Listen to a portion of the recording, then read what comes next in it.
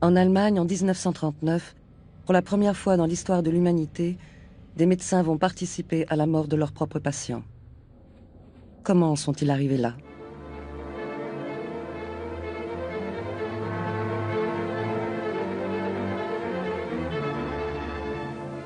Wo uns das Schicksal auch hinstellt, welchen Platz wir ausfüllen müssen, immer nur wird der Starke auf die Dauer bestehen.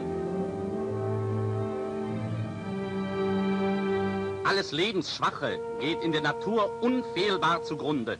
Wir Menschen haben gegen dieses Gesetz der natürlichen Auslese in den letzten Jahrzehnten furchtbar gesündigt. Wir haben unwertes Leben nicht nur erhalten, wir haben ihm auch Vermehrung gewährt. Die Nachkommen dieser Kranken sahen so aus.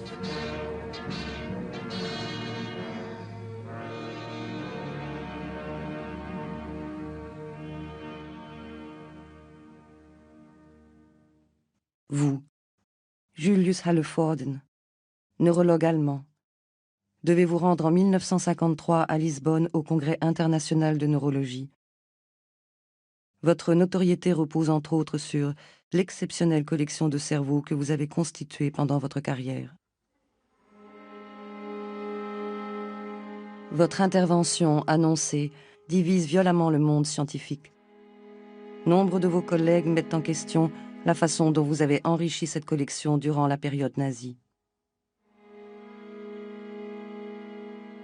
Science sans conscience n'est que ruine de l'âme, écrivait Rabelais, médecin lui aussi.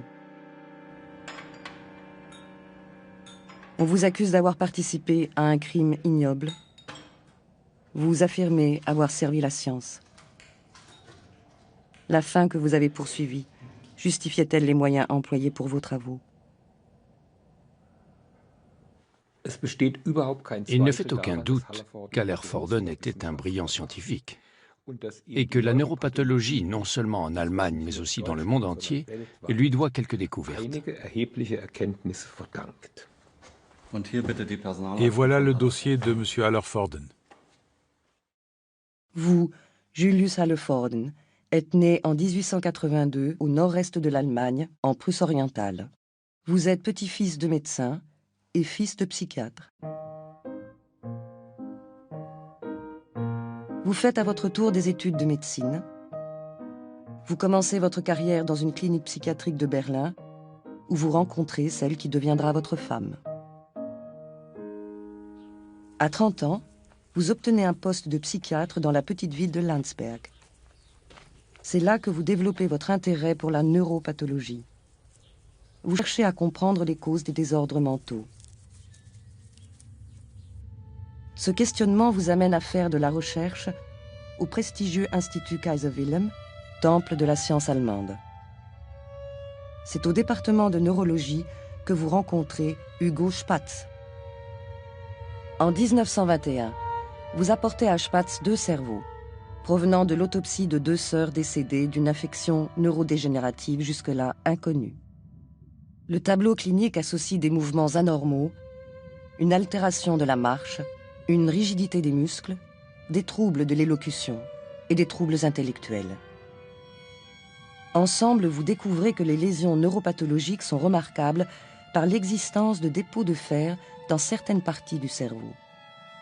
La première publication concernant la maladie paraît en 1922.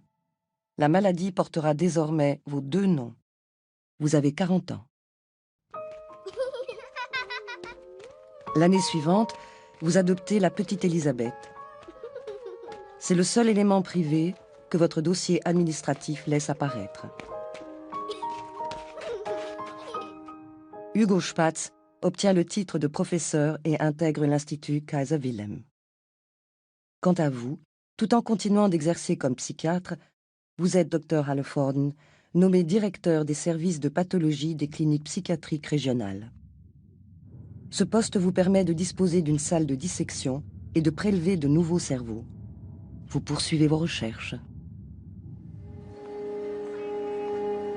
Lorsqu'en 1933, Hitler accède au pouvoir, vous avez 50 ans.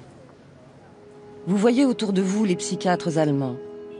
Grisés par le vent nouveau qui souffle sur le pays, se mettre majoritairement au service de l'idéologie nationale-socialiste. Cette idéologie s'appuie sur des concepts d'hygiène raciale cautionnés par beaucoup de vos confrères. Elle affirme qu'il existe une hiérarchie entre les êtres humains et que cette hiérarchie a un fondement biologique. Herr Professor, Aufnahme!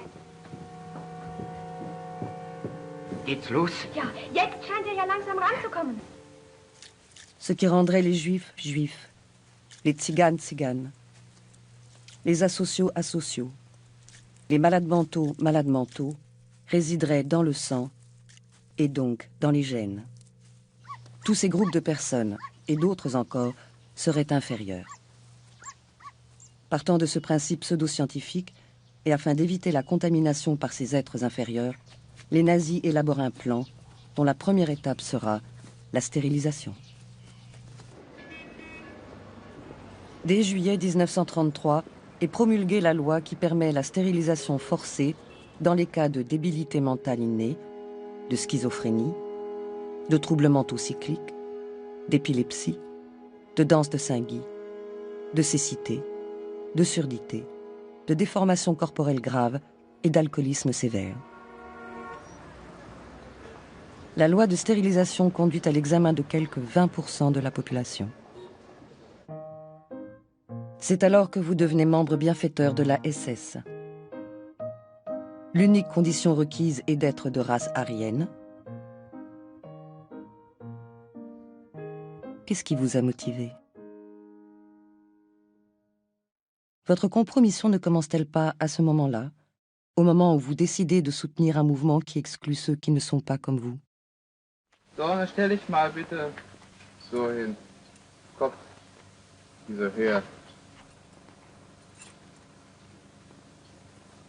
L'hygiène raciale devient une obsession. 1905. Dans la SS, toute autorisation de mariage est soumise à un examen médical approfondi. Celui-ci comporte entre autres un examen vaginal de la fiancée. Des cours sur l'hygiène raciale destinés aux médecins nazis sont organisés par l'Institut Kaiser Wilhelm. Vous, Dr Hallervorden, intervenez en 1934 dans un cycle de conférences sur la biologie héréditaire. En mettant votre savoir au service de l'idéologie nazie, vous franchissez un pas de plus.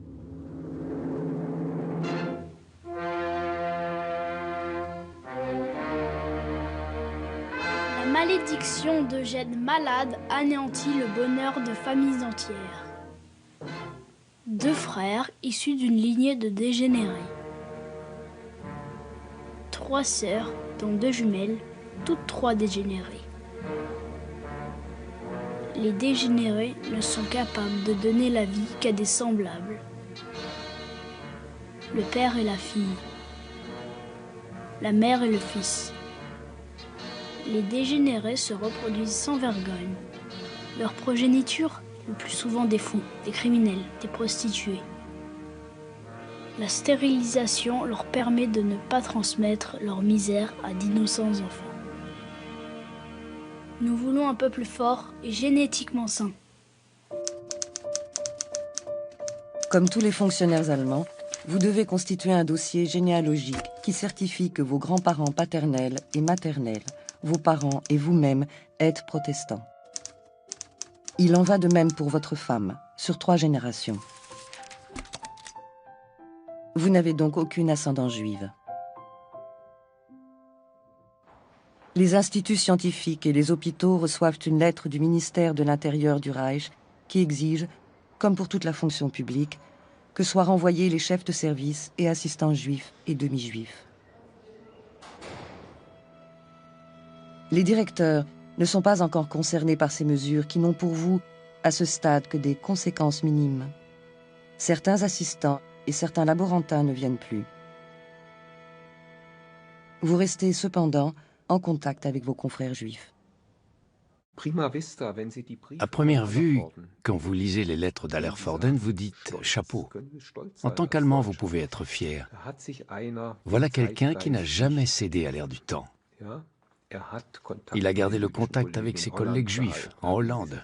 Il leur envoyait des revues scientifiques.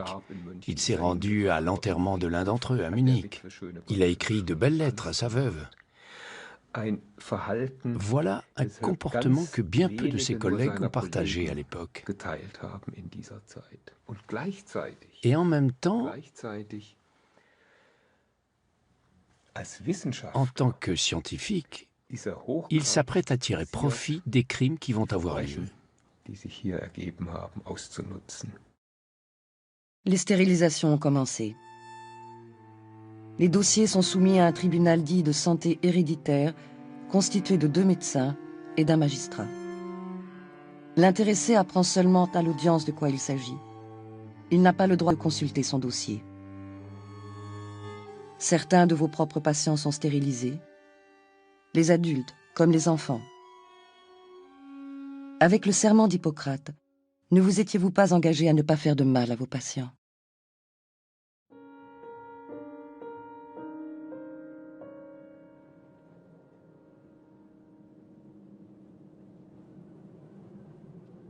Vous travaillez à présent à l'hôpital psychiatrique de Potsdam, près de Berlin. C'est dans le service de pédiatrie que vous faites la rencontre d'un pédopsychiatre, le Dr Heinze. Cette rencontre va changer le cours de votre vie. Vous êtes tous les deux passionnés par la recherche des causes neurologiques des désordres mentaux. Dans les hôpitaux psychiatriques comme celui où vous travaillez, des tournages sont organisés autour des cas physiques les plus spectaculaires. Les personnes sont filmées et éclairées de manière à susciter chez le spectateur un sentiment d'effroi. À force de propagande, l'opinion publique devient hostile aux handicapés. Acculés à la honte, les parents finissent par se sentir coupables d'avoir donné naissance à un enfant anormal, véritable erreur de la nature.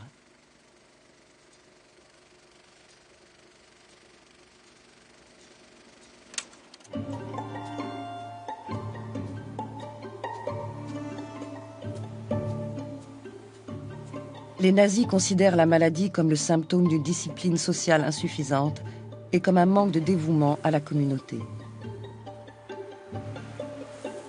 La société est présentée comme un organisme vivant qui doit être protégé des parasites et des cellules cancéreuses.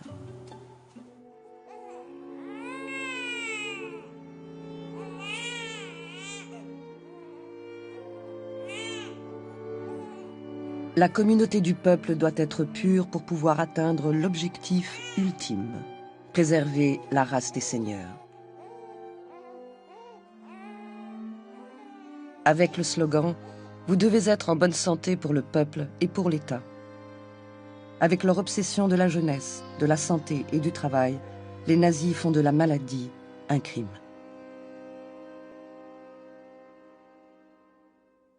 Le Troisième Reich n'a besoin que d'enfants en bonne santé.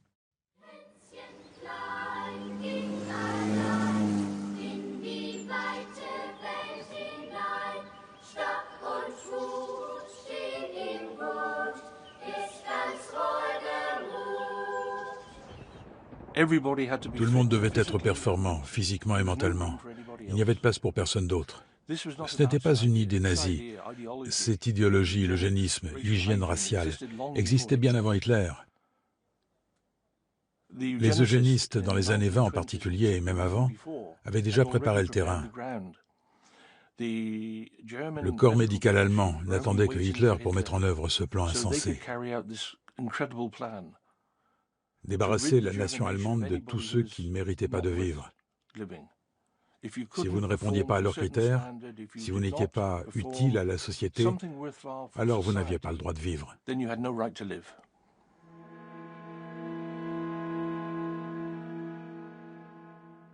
En mai 1937, vous adhérez au parti nazi. Cette adhésion tardive signifie-t-elle que vous n'êtes pas un nazi convaincu? Peut-être.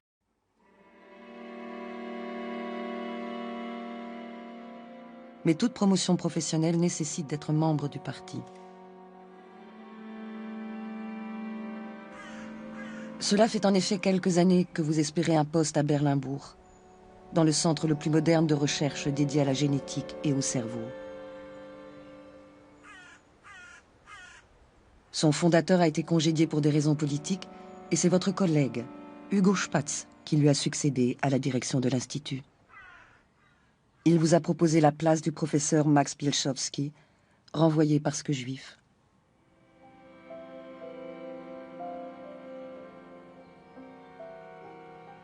C'est ainsi que vous, Dr Hallervorden, êtes nommé à la chaire de neuropathologie à Berlinbourg.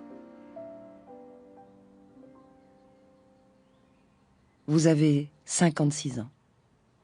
Ce poste est la consécration que vous attendiez depuis des années. Vos laboratoires de recherche se trouvent désormais à Berlinbourg, au nord de Berlin. C'est là que vous vivez et que vous travaillez.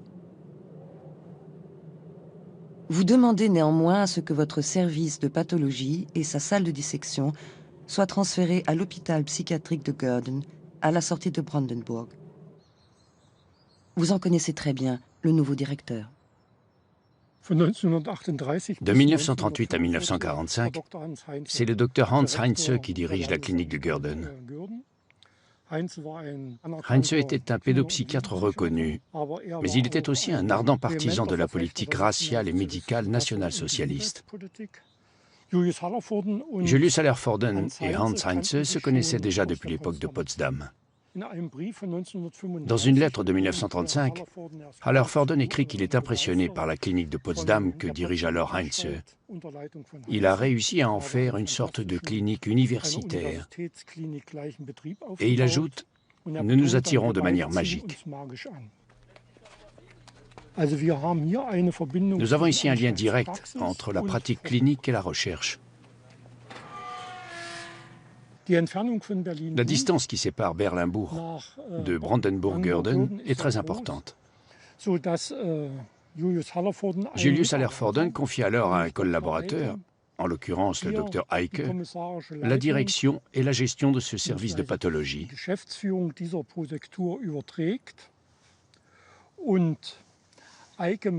Eicke travaille plusieurs jours par semaine ici, dans le laboratoire qui se trouve dans le bâtiment 40. Il prélève les cerveaux des patients et il les prépare avant qu'ils partent rejoindre la collection d'Hallervorden.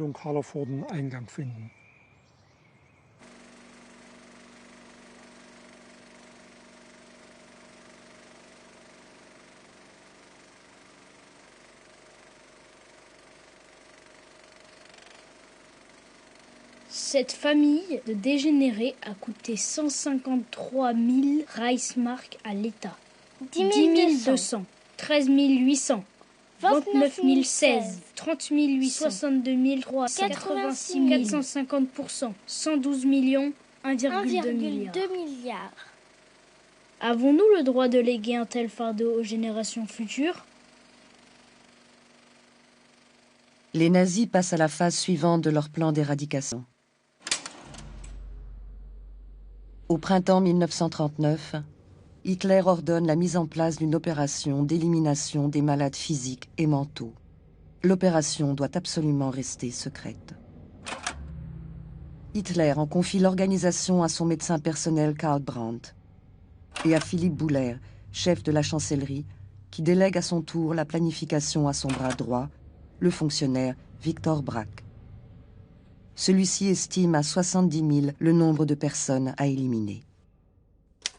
En août 1939 est créée une structure administrative en charge de cette opération. On lui donne le nom de Fondation caritative des soins en institution. Elle est installée à Berlin dans une villa confisquée à une famille juive au Tiergartenstraße 4, d'où le nom de code T4 donné à cette opération d'élimination. Les responsables de T4 organisent la première d'une longue série de réunions dans un salon de la chancellerie. Sont conviés une quinzaine de médecins triés sur le volet.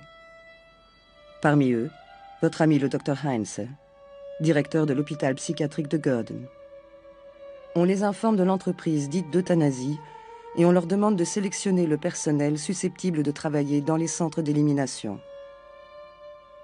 Le dernier point à l'ordre du jour porte sur les méthodes envisageables pour administrer une mort sans souffrance. Mais à la fin de la réunion, aucune méthode d'élimination des patients n'a été décidée. C'est la première fois dans toute l'histoire de l'humanité que des médecins complotent pour tuer leurs propres patients, dans une violation totale du serment d'Hippocrate. Il faut dire que peu de médecins nazis signaient ce serment. Karl Brandt disait « Vous pouvez accrocher le serment d'Hippocrate au mur du bloc opératoire, personne ne le lira. » Une circulaire du ministère de l'Intérieur impose maintenant aux maternités et aux services pédiatriques de signaler les enfants de moins de 3 ans porteurs de malformations ou de pathologies mentales. Les formulaires, qui tiennent sur une page, sont étudiés et annotés par des médecins qui ne voient pas leurs victimes. Un plus les condamne, un moins leur accorde la vie sauve.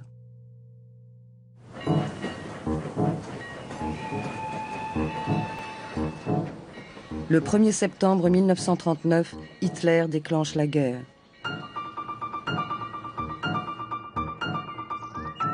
L'opération T4 peut entrer dans sa phase finale. Les stérilisations forcées s'arrêtent, l'élimination des handicapés commence. À l'hôpital psychiatrique de Gurden, comme ailleurs, on assassine d'abord les enfants, soit en leur injectant une surdose de phénobarbital, soit en les laissant mourir de faim. L'opération est rapidement et toujours secrètement étendue aux adultes. Le critère pour les meurtres n'était pas la santé génétique. Il y avait un formulaire où l'on posait 3 questions. Cette personne est-elle capable de travailler et dans quelle mesure? Depuis quand est-elle internée? Et 3e question, de qui reçoit-elle de la visite et à quelle fréquence?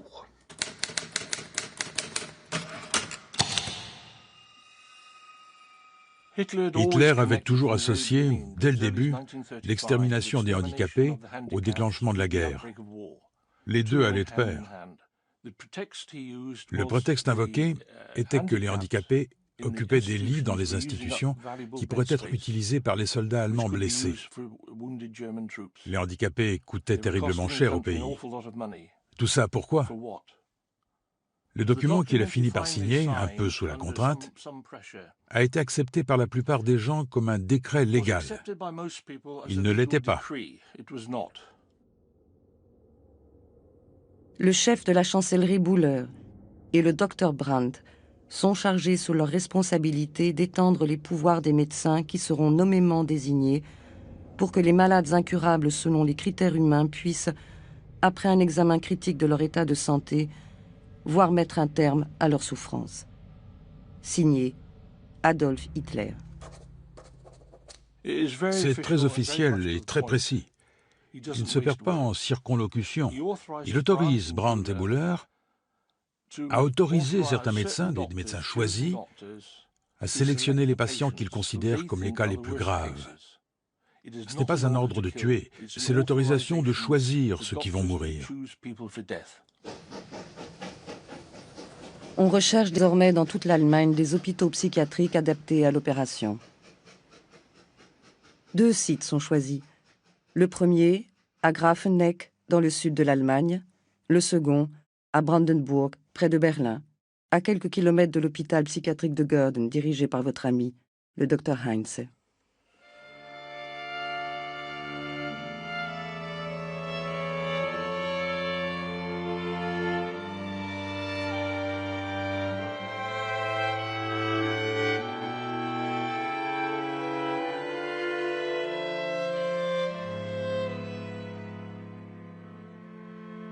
Mais un problème se pose toujours.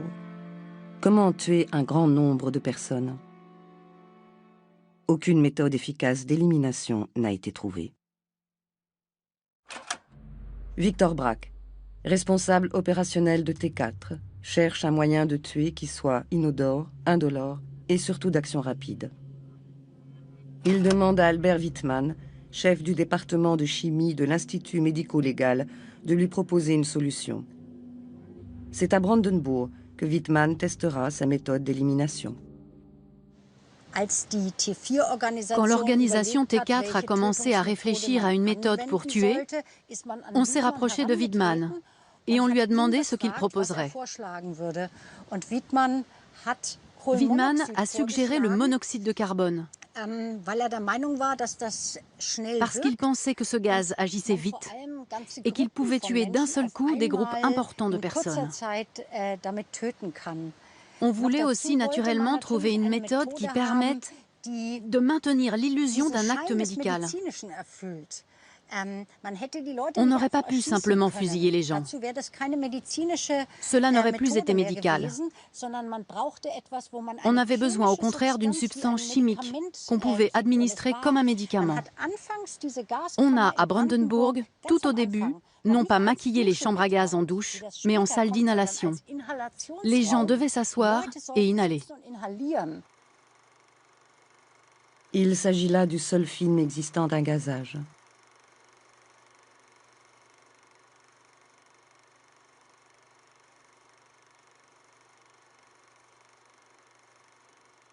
Il montre un essai réalisé par le chimiste Albert Widmann à Mogiliev, en Biélorussie.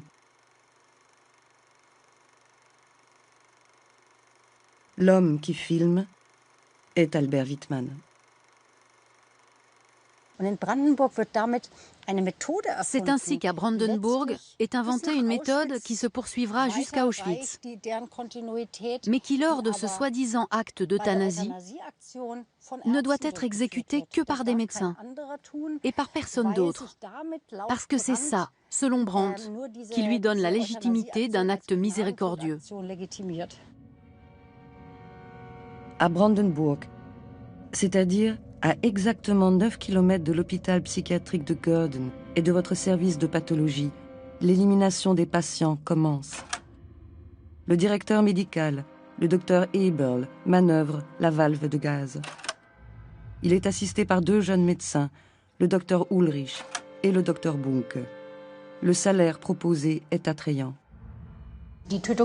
Le centre de mise à mort de Brandenburg est installé dans un complexe pénitentiaire, une ancienne prison qui se trouve au milieu de la ville, avec les maisons tout autour. Le centre de mise à mort n'utilisait cependant que la moitié de la prison, avec ici le bâtiment de la cuisine, les anciennes cellules où logeait le personnel, un ancien dispensaire pour les bureaux des médecins et naturellement l'endroit le plus important, la chambre à gaz et les fours crématoires destinés à l'élimination. À l'arrivée des transports, ils empruntaient cette rue, ils passaient ici. C'était la seule entrée. Ils traversaient cette zone, ils entraient par là et s'arrêtaient enfin ici, où on faisait descendre les patients qui étaient ensuite assassinés là. Les cendres qu'on récupérait dans le crématorium étaient transportées à travers le jardin jusqu'à la rivière, où elles étaient jetées à l'eau.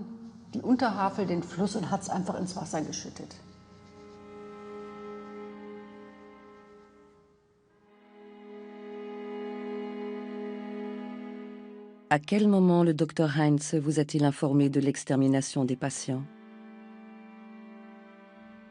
Qu'en avez-vous pensé? Qui a eu l'idée de récupérer les cerveaux des personnes assassinées? Toujours est-il que vous, Dr. Hallervorden, saisissez cette opportunité pour alimenter vos recherches scientifiques.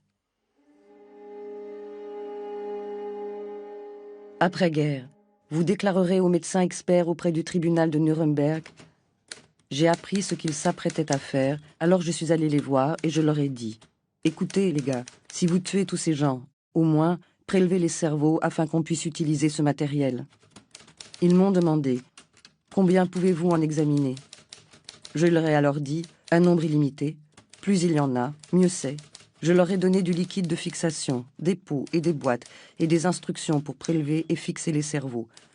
Ils les apportaient ensuite dans ce qui ressemblait à une camionnette de livraison de meubles. J'ai accepté les cerveaux, bien sûr. D'où ils venaient et comment ils venaient à moi n'était en rien mon affaire.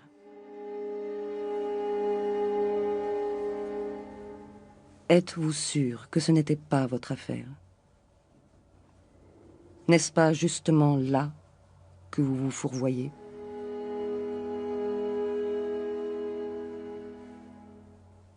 En travaillant sur des cerveaux de personnes assassinées, n'avez-vous pas contribué à justifier leur meurtre?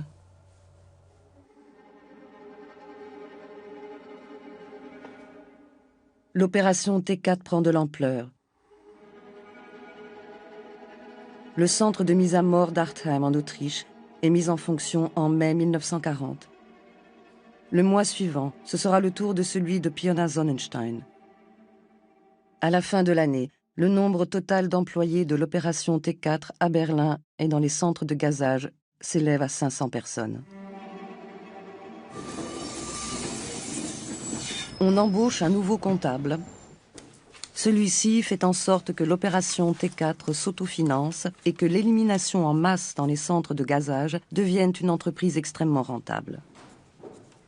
Il met au point un système sophistiqué de manipulation des comptes dans lequel les victimes gazées et incinérées sont maintenues en vie sur le plan administratif.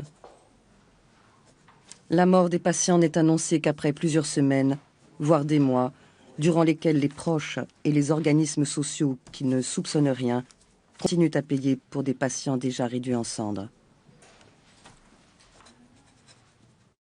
En un an, ce système rapporte à l'opération T4 entre 6 et 8 millions de Reichsmark. Le comptable prend également en charge la gestion des biens appartenant aux victimes, dont la part la plus lucrative sont les prothèses dentaires en or, qui peuvent être fondues et recyclées en lingots commercialisables. Une partie de l'or sert pour les dents du personnel de T4.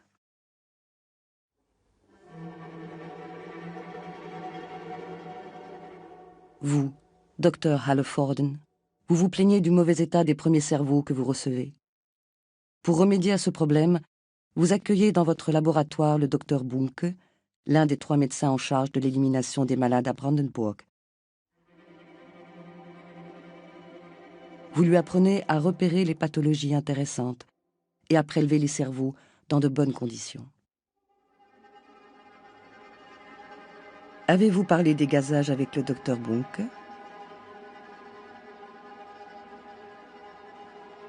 Peut-être étiez-vous tellement absorbé par vos recherches que vous n'y avez jamais pensé? Car de toute évidence, la quantité de cerveaux que vous recevez est supérieure à vos attentes. Vous n'avez pas le temps de tous les examiner.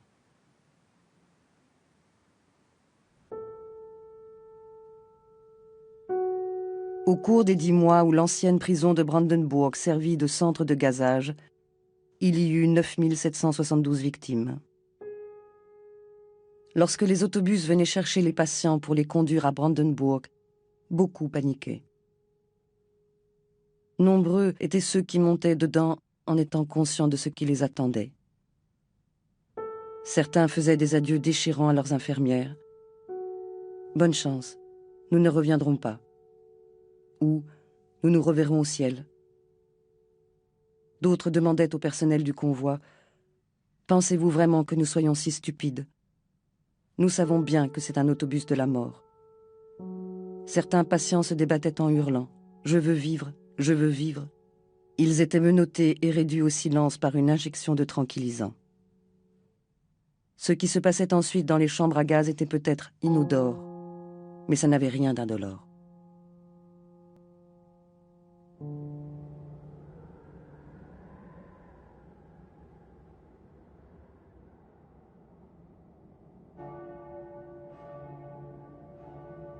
En décembre 1940, après 10 mois de fonctionnement, le centre de mise à mort de Brandenburg est fermé.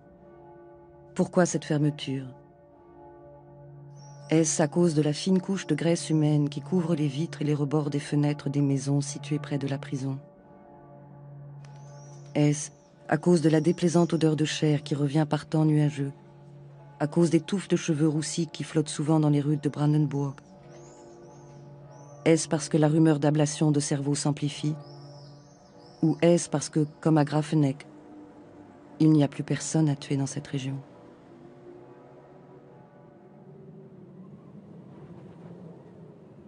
Lorsque Brandenburg ferme, La majeure partie du personnel, soit une centaine de personnes, est transférée dans le nouveau centre qui s'ouvre à Bernburg, dans le sud-ouest de Berlin. Grafenegg ferme. Un autre centre s'ouvre à Hadamar. Le docteur Eberl et le docteur Bunke continuent de prélever des cerveaux pour votre collection.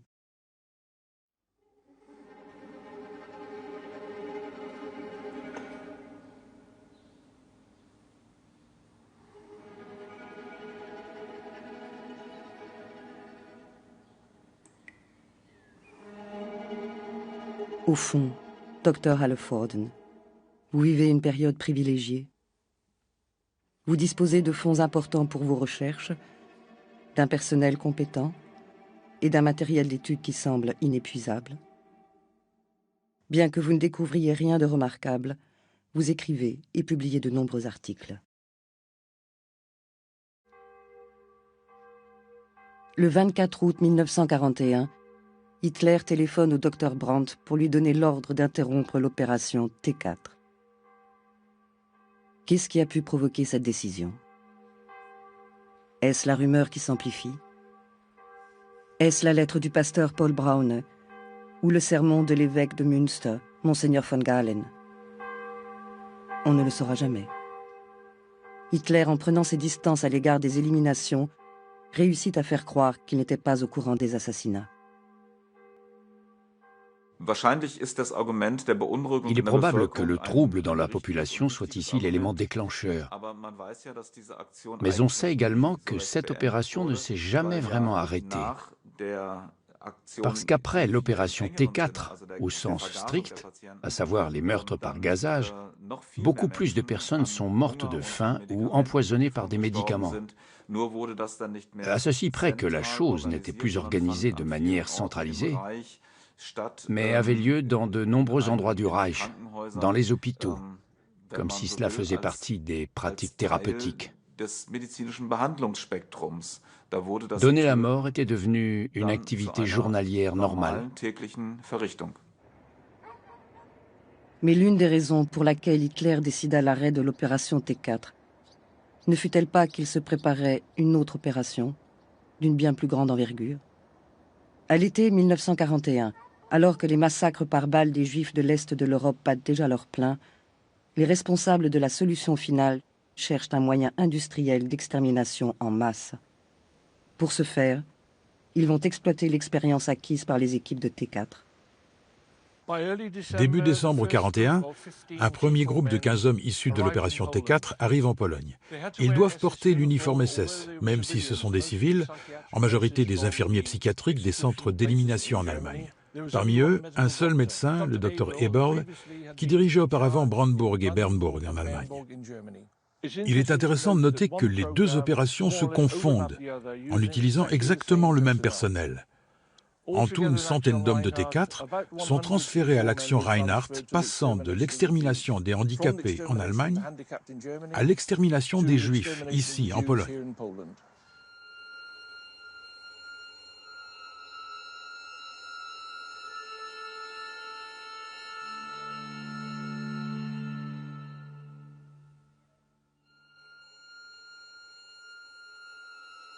Momentanément fermées, certaines des chambres à gaz utilisées pour l'opération T4 sont remises en marche.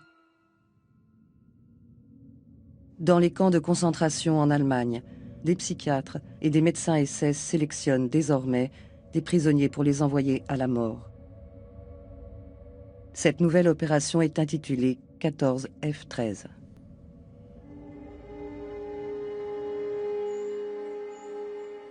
Vous, docteur Halforden, continuez de recevoir des cerveaux. Dans un rapport rédigé en 1942 et adressé à la Fondation allemande pour la recherche, vous écrivez « Je continue mes recherches sur l'idiotie congénitale. Nous avons prélevé et préparé 500 cerveaux de débiles mentaux, sans compter le riche matériel provenant du laboratoire de pathologie de Görden. Pour les examiner correctement, il faudrait embaucher du personnel, mais cela ne sera possible qu'au retour de la paix. »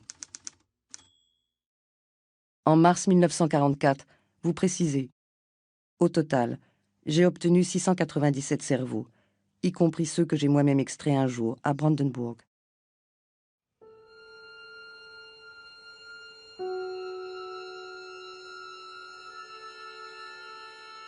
De 1942 à 1945, la machine d'extermination nazie fonctionne à plein régime. Les Juifs et les Tziganes sont gazés en masse dans les centres d'extermination en Pologne. Les prisonniers en Allemagne sont gazés dans des anciens centres de l'opération T4 et même dans certains camps de concentration allemands. Et les handicapés continuent d'être empoisonnés ou affamés jusqu'à la mort dans l'ensemble des hôpitaux psychiatriques d'Allemagne.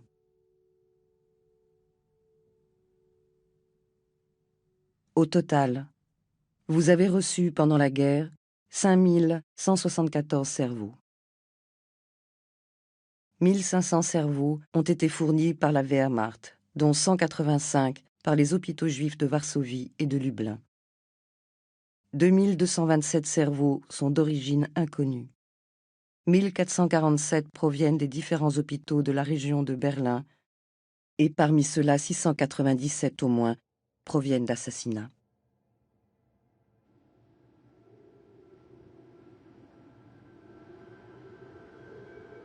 Le 8 mai 1945, les forces allemandes capitulent. C'est la fin de la guerre. Les meurtres dans les instituts psychiatriques ne s'arrêtent qu'à ce moment-là.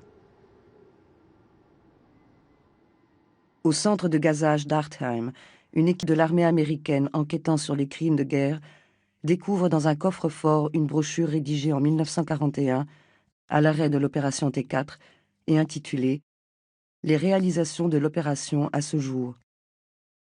On y calcule les économies induites par l'opération T4 pour les 10 années à venir. Elle porte sur la farine, le pain, les produits laitiers, les légumes, ou même le sel qui ne sera pas consommé par les personnes éliminées. Calculées jusqu'en 1951, les économies du Reich se seraient élevées à 885 439 800 Reichsmark.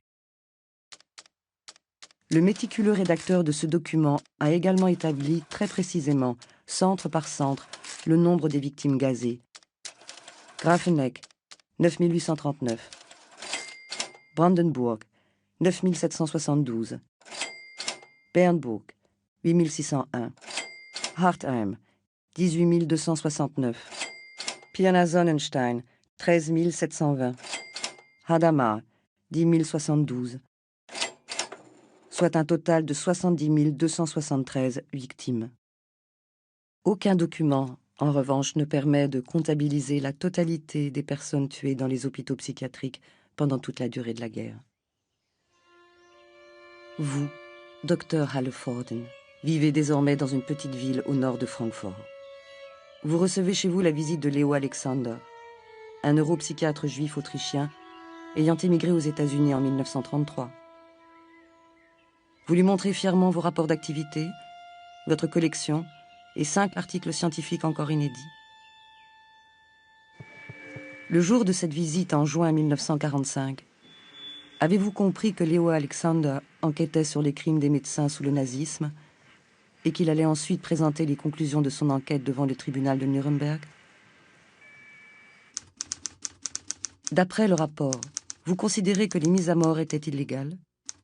Vous confiez à votre confrère que vous éprouviez de la pitié pour ces enfants et que vous vous sentiez un peu nauséeux quand un nouveau lot de cerveau arrivait. Vous dites aussi que les psychiatres se sont déconsidérés dans cette affaire, tout en concluant « Et pourtant, il y avait des cas intéressants dans ce matériel ».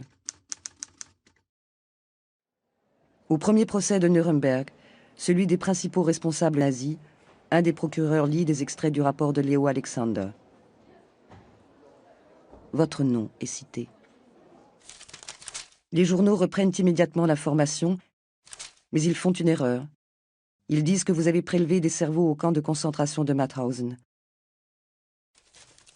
Brusquement médiatisé, vous écrivez frénétiquement des dizaines de lettres pour vous justifier, dans la mesure où vous n'avez jamais été à Mauthausen.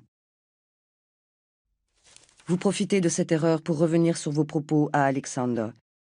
Si vous avez bien reçu des cerveaux, vous ne les avez en revanche jamais demandés. Vous insistez pour être entendu devant le tribunal de Nuremberg. Cela vous est refusé. Le procès des médecins débute en décembre 1946. Parmi les 23 accusés, 2 dirigeants de T4. Karl Brandt, le médecin personnel d'Hitler, et Victor Brack, le responsable opérationnel. Vous n'êtes pas inquiété. Military Tribunal 1 sentences you, Karl Brandt, to death by hanging, and may God have mercy upon your soul. The officer of the guard will remove the defendant Brandt.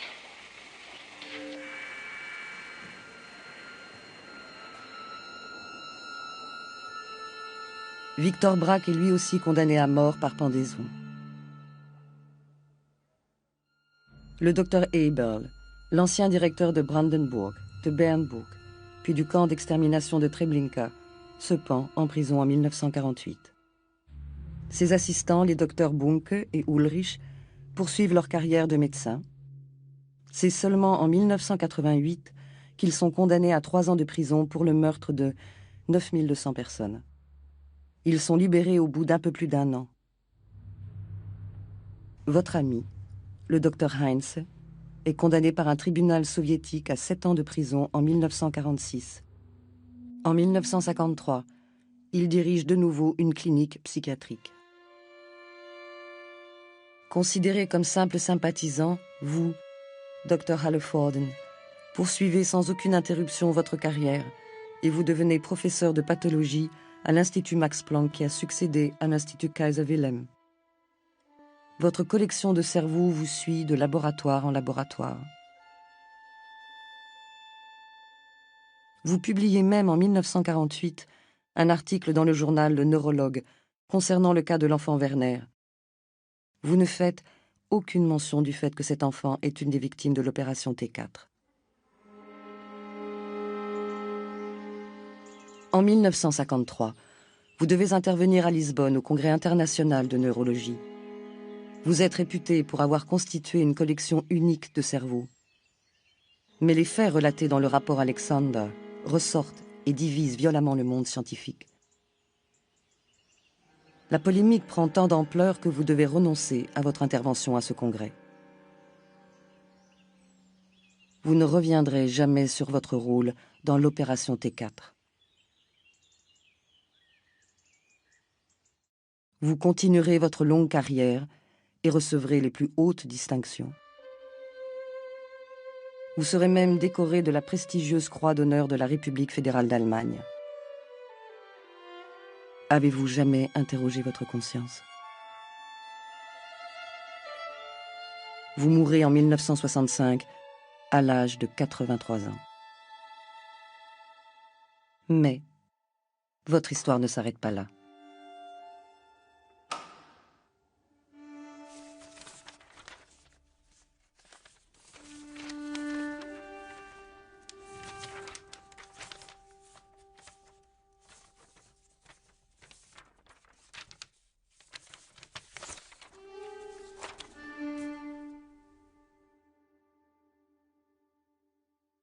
La découverte de ce petit agenda de l'année 1940 permet enfin de comprendre la nature exacte de votre implication dans l'extermination des handicapés.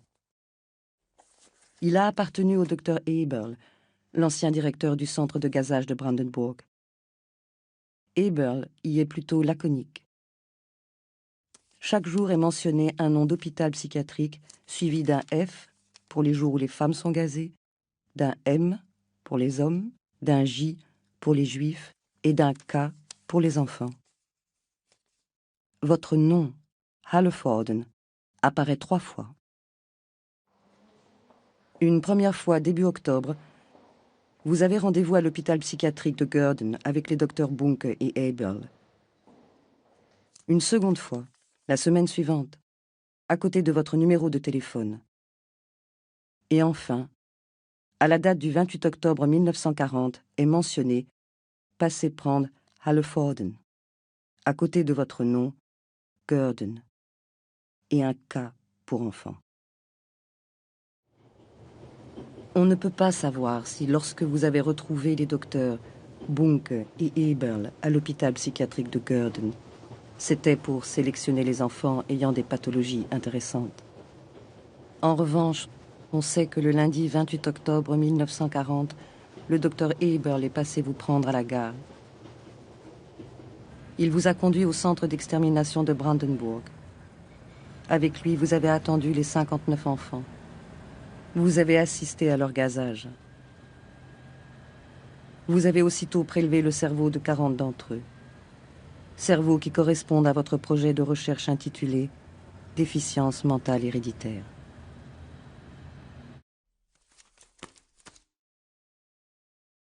On peut considérer que, juste après le gazage des enfants, et vraisemblablement avec ses assistants, Hallervorden a prélevé les cerveaux, qu'il les a préparés pour les conserver, et qu'il les a ensuite transportés à Berlin pour les étudier.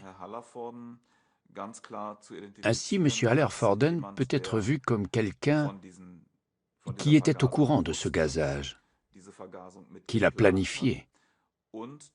Et forcément, nous en déduisons qu'il l'a approuvé, puisqu'il se pourrait qu'il y ait, dans ce cas précis, comme une mort sur commande. Les enfants ont été clairement rassemblés en fonction de leur intérêt neuropathologique et ils ont ensuite été gazés pour être utilisés par le département de pathologie de l'Institut de recherche sur le cerveau.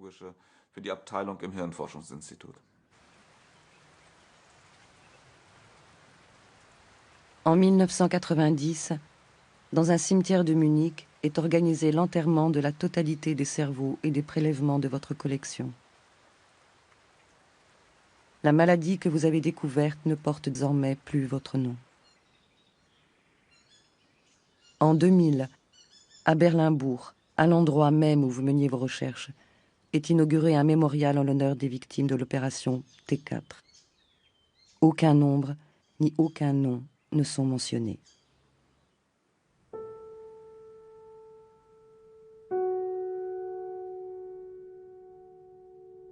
Votre soif de savoir et de reconnaissance vous a rendu sourd et aveugle à l'humanité.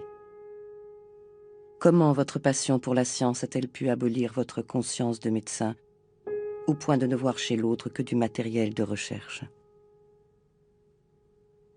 De compromission en compromission, vous en êtes arrivé à désigner les enfants à tuer. Vous êtes devenu un assassin.